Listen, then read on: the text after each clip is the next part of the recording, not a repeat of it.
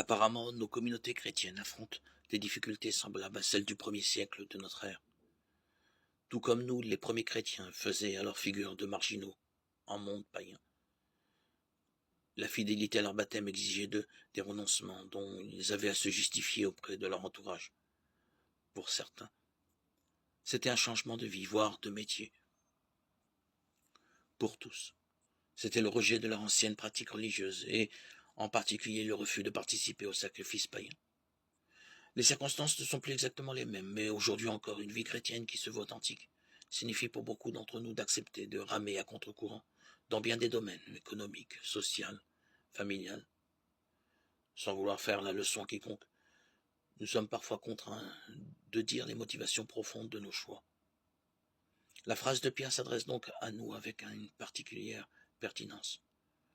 Vous devez toujours être prêt à vous expliquer devant tous ceux qui vous demandent de rendre compte de l'espérance qui est en vous. 1 Pierre 3,15.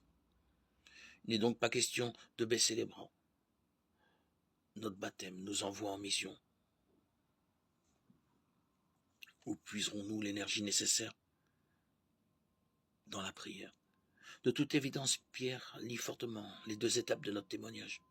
Ce qui se passe dans le secret du cœur, dans la prière, le courage de témoigner. L'un ne va pas sans l'autre. C'est le Seigneur le Christ que vous devez reconnaître dans vos cœurs comme le seul saint. Vous devez toujours être prêt à vous expliquer. 1 Pierre 3,15.